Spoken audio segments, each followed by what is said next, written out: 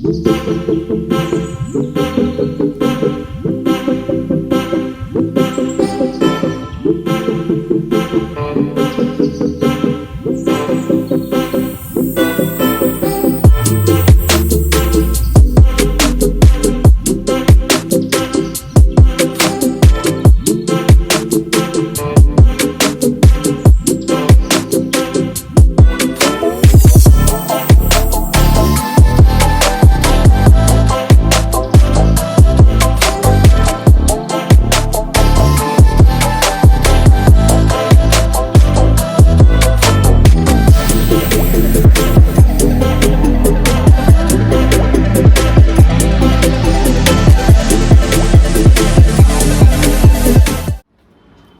Morning, পূর্বাজ লাইফস্টাইলে সবাইকে স্বাগত জানাচ্ছি। আশা করি সকলে ভালো আছেন।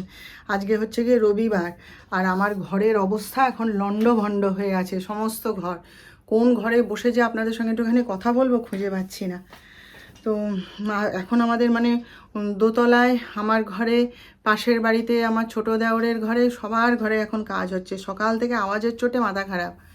উপরে মায়ের জন্য নতুন খাট করা হয়েছে, সেটা ফিটিংস করতে এসেছে। তারপরে মায়ের খাটটাও ভেঙে গেছিলো, ওই জন্য মাকে নতুন একটা খাট করে দেওয়া হলো। তো সেটা ঠিক করতে এসছে। নিচে আমার মিস্ত্রি কাজ করছে, সকাল সেই 7টা 8টার সময় চলে এসছে। আজকে অবশ্য একটু দেরি করে এসছে। সে তারা কাজ করছে পাশের বাড়িতে, তাদের তো কাজ হচ্ছেই। সেই সব আওয়াজে কান পাতা দায় একদম। তো সেই জন্যে ভাতটা বসিয়েছি আর ডালটা সেদ্ধ করেছি। প্রেসার কুকারটা ঠান্ডা হোক, ততক্ষণে আপনাদের সঙ্গে একটু কথা বলে নিতে এলাম। তো এই আর কি, আর বাকি কথা আবার সব পরে বলবো। তো চলুন, আজকে হচ্ছে গিয়ে রবিবার, আর এখন বাজে হচ্ছে 11টা।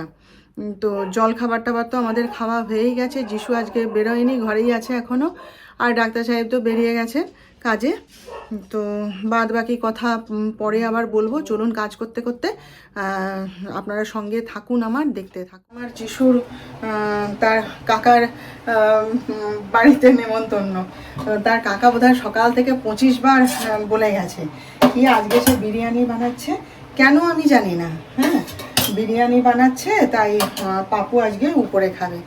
তা একবার পাপুকে ফোন করেছিল, তখনও বাথরুমে ছিল। তারপরে আমার ফোনে ফোন করেছে। আমি ভাবছি বুঝি নার্সিংহোমের কোনো ব্যাপার। আমি ডাক্তার সাহেবকে ফোনটা ধরিয়ে দিয়েছি। তা বলছেন না, আমি আজকে বিরিয়ানি বানাচ্ছি, পাপু উপরে খাবে। তা সে ডাক্তার সাহেব বললেন তাহলে রান্না করো না। আবার যিশুর, তখন আমি পুজো করছি, এসে ডাকছে। এবারে আমি তখন মন্ত্র উচ্চারণ করছি, আমি আর সাড়া করতে পারিনি। তারপরে যিশু ফোন করেছিল, আবার যিশুকে বলা হয়েছে। দিয়ে এই এখন গেল উপরে খেতে। বলে মা খেয়ে আসি, কাকা ডাকছে, তারপর এসে চান টান করবো। তো ভালো, তাহলে আমার আর ডাক্তার সাহেবের আজকে রান্না। তো যাই হোক, টুকিটাকে একটুখানি বিউলির ডাল করব, সেদ্ধ করে রেখেছি। আর মাছের ঝোল করব, আর একটা তরকারি তো করতে হবে, এই আর কি। তো ওই করতেই তো দিন চলে যাবে। কাটা বাটা ঝামেলা তো প্রচুর না। ডাক্তার সাহেব তো এসে গেছে খেতে। এদিকে আমার এখনো রান্না শেষ হয়নি। এই যে সব সবজি দিয়ে একটা বানিয়ে দিচ্ছি। আজকাল এটা খেতে খুব ভালোবাসে, এটা দিয়ে পুরো ভাত মেখে খেয়ে নেবে।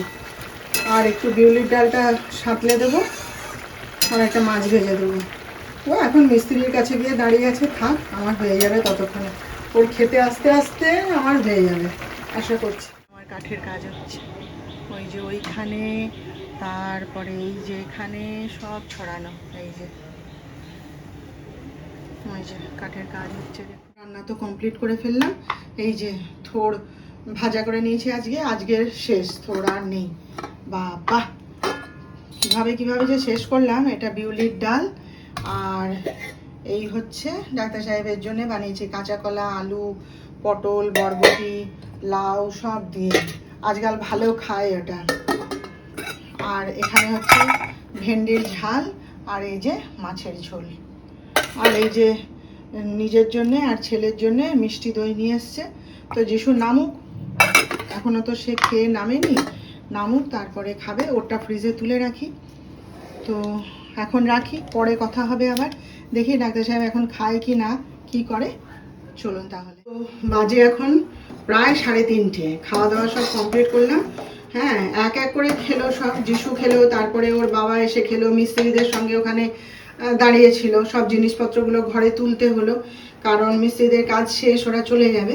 এখানে মিস্ত্রিরা না সবাই সকাল 7টার সময়, 7টা সাড়ে 7টার মধ্যে চলে আসে, 3টের সময় কাজ করে দিয়ে চলে যায়। আমার বাপের বাড়ির ওখানে দেখতাম সব মিস্ত্রিগুলো 10টা সাড়ে 10টায় কাজ করতে আসে, এসে সে 5:30 6টা অবধি কাজ করে। কিন্তু এখানে দেখি নিয়ম আলাদা। তো যাই হোক, সেই সবগুলো তুললো, তারপরে আমি আরেকবার চান টান করে খেলাম। খেয়ে এই যে দুধটা তো আমি রেখে দিই, এখন দুধটা ফ্রিজেই থাকে, তখন আমার টাইম হয় না বলে আমি আর ফুটাই না। এখন এই যে দুধটা ফুটালাম, আর এই যে ওদের দুজনের জন্য ফল কাটলাম দুধটা ফুটাতে ফুটাতেই। এই যে আমার ছেলের জন্য বেদানা, তিনি আজকাল বেদানা ছাড়া আর কিছু খাচ্ছেন না, তার নাকি ভালো লাগে না, তো তাই খাক, বেদানাই খাক। আর এই যে ডাক্তার সাহেবের জন্য আপেল। ব্যাস, এইবার কাজ শেষ সব। ব্যাস, এবার গিয়ে আমি একদম শটান শুয়ে পড়বো, জানেন। একদম টিভি খুলবো, যত চ্যানেল আছে সব ঘুরিয়ে ঘুরিয়ে খবরগুলো দেখে নেব, তারপরে আবার সেই 6টা সাড়ে 6টা বাজলে তখন আবার কাজ করা যাবে। তো 10:30 বাজে, জানেন।